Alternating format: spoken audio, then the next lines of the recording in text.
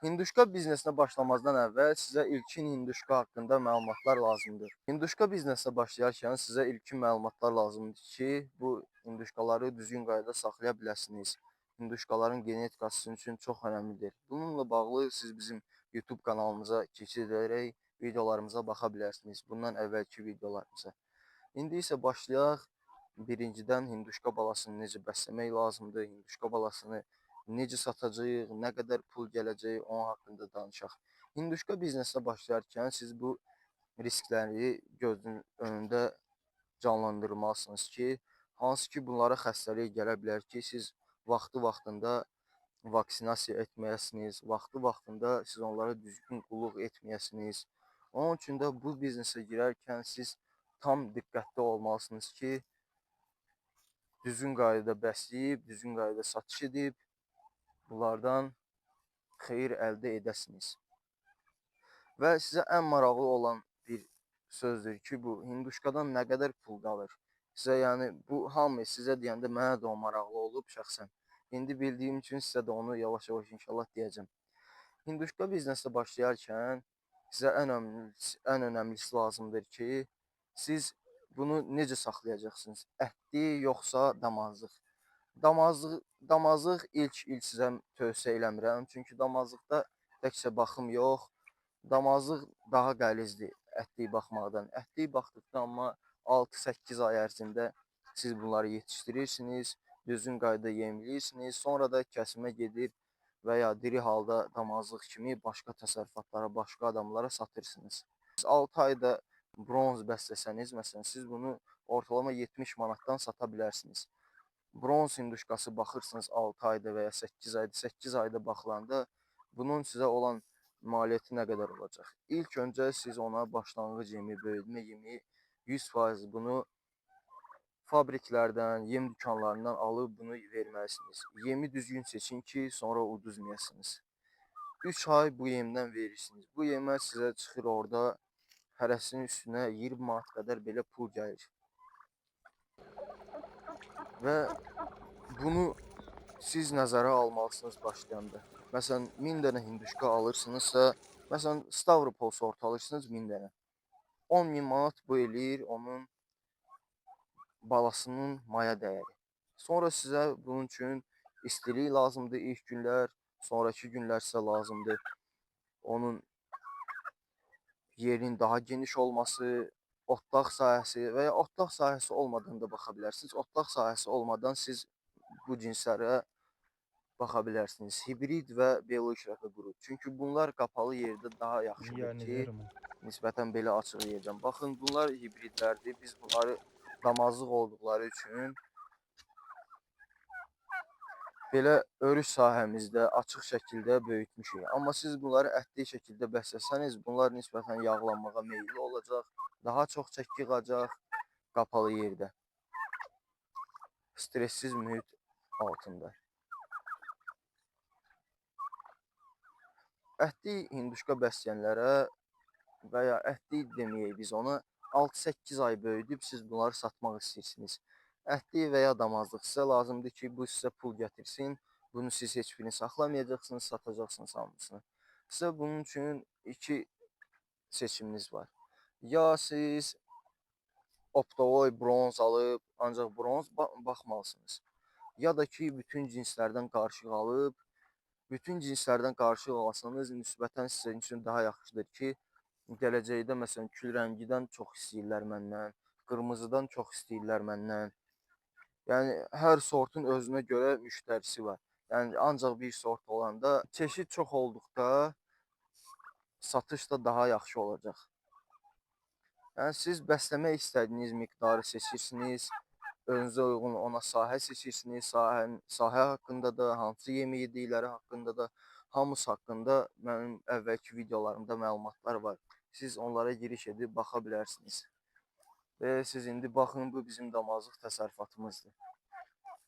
Burada 3 aylıq da var, 4 aylıq da var, 5 aylıq da var, 6 aylıq da var, 8 aylıq da var, hamısından var. Bir sizə təcrübəni bölüşüm sizinlə. Əgər siz hinduşka baxmaq istəyirsinizsə, çalışın, onları yerini əvvəlcədən fikirləşin, yerini. Məsələn, 2 partiya baxacaqsınızsa və ya 3 partiya baxacaqsınızsa sizə asan olması üçün balaların böyüyəndə hansı yerdə qalacağını, böyüklərin hansı yerdə qalacağını öncədən siz seçməlisiniz. Çünki yer ehtiyacı, yem ehtiyacı bir olmur bunların. Məsələn, balalar böyütmə yemi yeyir 26% proteinli 2 aylıq. Böyüklər yeyir 14, 16, 18 proteinli yemdən. Onun üçün də onların qalacağı yeri bir olmalı deyil. Çünki sizin üçün çətin olar. Hündüşka bəsləyərkən də bu nüansa nəzarət edin ki, aralarında setka ilə kəsəndə setka ilə kəsməyin. Setka ilə kəsilsə onlar stressə düşəcək. Aralarına setkadan da əlavə başqa bir görünməz bir təbəqə oluşturun orada ki, bir-birini görməsinlər. Hinduşka böyütmənin sizə riskləri haqqında danışım. İlk öncə bunların bala vaxtı riskləri nədir? Bala vaxtı təzə aldıqda istilik düzgün tənzim olunmasa, yem düzgün olmasa, suyu həmişə qabaqlarında olmasa, ac qalsalar, susuz qalsalar və ya sizə deyim, havalandırması yaxşı olmasa, xəstəliklərə tutulacaqlar, ölüm olacaq və siz nəticədə bu işdən xeyir götürə bilməyəcəksiniz. İlk öncə bir ayına kimi bunun saxlanma qaydası hamısı bizim ətraflı digər videolarımızda var. İstəyirsinizsə sizə yenidən bir üstündən keçim. İlk gündə siz bunları gətirirsiniz, bruderi 36 dərəcədə qoyursunuz və hər həftə bu temperatur 3 dərəcə aşağı düşür. Məsələn, birinci gün 36 dərəcə idisə, ikinci gün düşür 35.5 dərəcəyə, 35.6 dərəcəyə. Belə yəni 35-36 aralığında da oynaya bilər, 34-36 aralığında da. Siz bunu təcrübə edərək daha dəqiq öyrənəcəksiniz. Sonra isə sizə bunların ən önəmli və ən maraqlı olanlardan biri örüş sahəsində bəsləyəcəksiniz, yoxsa qapalı yerdə bəsləyəcəksiniz. Əgər sizin örüş sahəniz varsa, heç olmasa 1 hektar, yarım hektar, 40 sot, 30 sot, yəni yerin böyüklüyü çox da vacib deyil. Əsas odur ki, stressiz mühitdə gəzə bilsinlər onlar. Ot tapıb yeyə bilsinlər. Yem ehtiyacını siz örüş sahəsində 30-40% azalda bilərsiniz. Çünki örüşdə həm daha sağlam olur, yaşıl ot yedikləri üçün, həm də ki, bazarda da satılanda premium ət kimi, premium hündüşka kimi satılır. Qapalı yerə nisbətən. Amma qapalı yerdə də bəsləmək olar. Niyə də olmasın?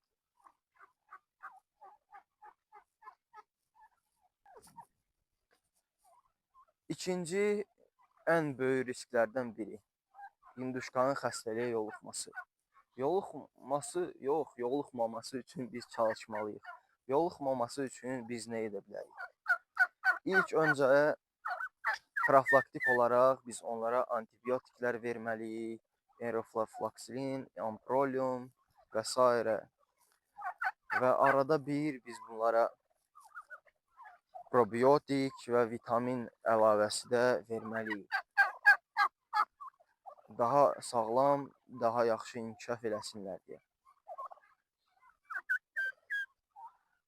Ən böyük risklərdən biri olan bu xəstəlik riski sizin necə başınıza gələ bilər?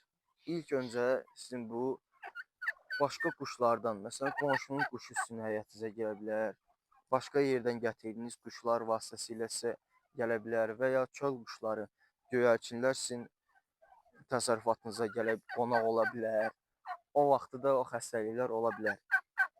Ən böyük xəstəliklərdən biri Newcastle xəstəliyi, qambura sizin yerinizdən asılı olaraq, bölgənizdən asılı olaraq orada qambura riski də ola bilər. Qambura xəstəliyi, qarabaş xəstəliyi, çiçək xəstəliyi deyirlər bizim Azərbaycanda ona. Bu xəstəliklərdən qorunmaq üçün mütləq şəkildə siz vaksin eləməlisiniz. Vaksinasiya olmasa, siz geciksəniz, əks təqdirdə hündüşkalarınız qırıla bilər. Təkcə hündüşka yox, digər malqarada da elədir. Hal-hazırda dabaq xəstəliyi yayılıb. Bəzi adamlar deyirlər ki, biz ona vaksin eləmişik, amma xeyri olmadı. Vaksin o xəstəliyə tutulandan sonra vaksin etməyin heç bir faydası yoxdur. Vaksin tam olaraq onların beyninə siqnal göndərir ki, Bu ölü hüceyrə də vaksin soyuq yerdə saxlanılır. Siqnal göndərir ki, bax bu xəstəlik gələ bilər, gəlib uje. Bu amma ölü hüceyrədir, onun immunitetinə çox da təsir eləmir. Yəni onu hinduşkanı öldürmür. Elə bil hinduşka isə belə izah edeyim də. Hinduşka boksyordur. Yumruq gələ bilər də bunun qabağına yumruq gələ bilər. Bir dənə bakavoy gəlir. Amma bu hinduşka professional boksyor olduğuna görə bu bakavoydan çıxır və özü xəstəliyə bir dənə yumruq qoyur. Yəni xəstəlik bu. Və indi biz xəstəlik riskində nəzərə aldıq. Buna qarşı öz ehtiyatımızı tutduq. Xəstəliyə ən çox yoluxma mən sizə deyirəm, yəni yeriniz pinti olanda, yeriniz hinduşka da deməklə deyil axı, onların yerləri həmişə təmiz olmalıdır. Siz də gedib orada onların yanına qonaq ola biləsiniz deyə onlar təmiz olmalıdır. Hinduşkaların yerinə gələndə əgər burnunuz yanırsa, gözləriniz yanırsa, hinduşkaların hininə, hinduşkaların fermasına deyək, biz belə deyək onu. Orada xəstəlik riski 100% mikoplazma xəstəliyi əsasəndir. Üçüncü risk əsasən də balaca vaxtı, əsasən yırtıcılardır. Sizə deyim, bizdə bu il bir dənə hinduşkanı çaqqal tuta bildi. Onu da tutan kimi mənim qardaşım Güləşçi Təmərlan 73 kiloqram, 16 yaşı var. Getdi çaqqalın ağzından hinduşkanı götürdü. Hinduşkanı ona yem eləmədi, amma hinduşka da öldü. Yəni bu bizə ziyan verdi. Necə? Deyir çaqqala brasok da atmışam. Ola bilər. Yırtıcı hücumudur. Məsələn, qartal da hücum elə bilər. Əgər sizin eviniz meşəyə yaxındırsa, tülkü, çaqqal. İsə biz keçək ən maraqlı suallardan biri olan biz hinduşkanı hara satacağıq, necə satacağıq? Bu ən asan tərəfidir. Siz əgər düzgün qaydada bəsləyib qəşəng bir hinduşka çıxarmışsınızsa ortaya və bunun genetikası super isə bunu satmaq çox asandır sizin üçün. Say nə qədər çox olsa da siz bunu sata bilərsiniz.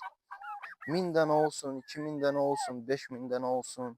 Yəni sayın çox da önəmi yoxdur. Əsas sizin yaxşı hinduşka bəsləyib bəsləmədiyinizdir. Və nəhayət ki, bu suala gəlib çatdıq. Hinduşka nə qədər pul gətirir? Mən 100 dənə hinduşka bəsləsəm nə qədər pul qazana bilərəm? Gəldik çatdıq bu suala. Bu sualın cavabı çox asandır. Əgər siz mənim dediyim qaydada mənim YouTube kanalımdan izləyib bu videoları düzgün şəkildə hinduşkanı bəsləmişsinizsə və düzgün genetikalı hinduşka almışsınızsa bizdən, yəni bizim hinduşkalarımızı 100% garantiyasını veririk ki, bu ayda bu qaydada bəslədikdə bu qədər çəki yığacaq, bu vida gələcək. Yəni belə qarantiyalar biz sizə verə bilərik. Sizə ortalama mən sizə deyim, ən minimalni o sizə 70 manatdan pul gətirəcək biri. Bizdə olan bu cinslərdən bəsləsəniz. Onun sizə maya dəyəri hardasa olacaq. Sizin şəraitinizdən asılı olaraq örüş sahəniz olsa, bu sizə çox ucuz da başa gələ bilər. 25-28 AZN aralığında bir hinduşkanın maya dəyəri xoruzdan gedir söhbət. Maksimumda 35-40 manata kimi onun maya dəyəri ola bilər. 100 manat da gətirə bilər, 150 manat da gətirə bilər. İnşallah biz bunu məlumat verək, insanlarımızı, xalqımızı bu məlumatsızlıqdan azad edəcəyik və təzə məlumatlar öyrənəcəklər. Öyrənəcəklər ki, bu hinduşkanın fərəsi ilə xoruzun arasında dad fərqi 10 ayından sonra ola bilər. Hal-hazırda bunlar 8 ay tamam oluyor. Bunun əti yumuşaqdır, bunun ətidir bu hamısı. Amma fərədə ət yoxdur. Fərə daha balaca olur nisbətən. Fərə damazlıq üçündür, fərə artım üçündür. Yəni, xahiş edirəm siz bu nüansları diqqətə alın. Hinduşka alarkən, hinduşka bəsləyərkən fərqi yoxdur. 8 ayında satacaqsınız və sizə ortalama biri gətirəcək, fərə xoruz qarışıq 75 manatdan hesablayaq. Məsələn, siz bəslədiniz 1000 dənə hinduşka, bu sizə 75 manat pul gətirəcək. Siz bunun maya dəyərini öncədən öz cibinizdən qoymalısınız ki, bu sizə bunu gətirsin. Ən əsası sizə onun yeminin pulu gedəcək, çoxsu. İlk 3 ay əsas yemi baha olan vaxtıdır. 1.20, 1.30, 1.40, 1.50, 1.60 sizin olduğunuz yerə görə bunun qiymət dəyişə bilər. Və sonradan o yeminin siz dəyərini özünüz hazırlayaraq azalda bilərsiniz. 35 qəpiyə, 40 qəpiyə, 50 qəpiyə biz hal-hazırda 50 qəpikdən alırıq yemi 14% proteinli yemdən. Bu əziyyətimizin bəhrəsini inşallah biz görəcəyik. Siz də bizimlə qalın, bizi izləyin, məlumatlarımızdan faydalanın və inkişaf eləməyə çalışın. Gəldik, çatdıq sona. Sizdən xahişim odur ki, videomuzu bəyənəsiniz, abunə olasınız kanalımıza və fikirlərinizi şərhlərdə bildirəsiniz. Gözləyin də videoma bağlayın, sonra dalaşın da gözləyin. Gözləyin. Ha, dalaşsınlar heç nə. Neynə, dalaşırlar da dalaşırlar. Neynə.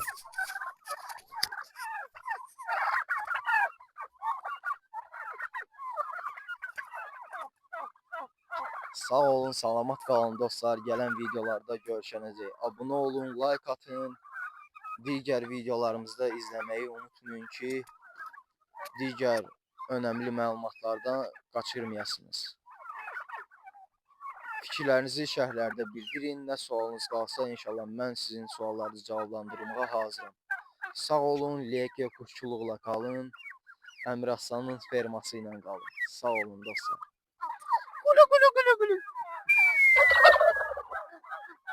Al mikrofona danış.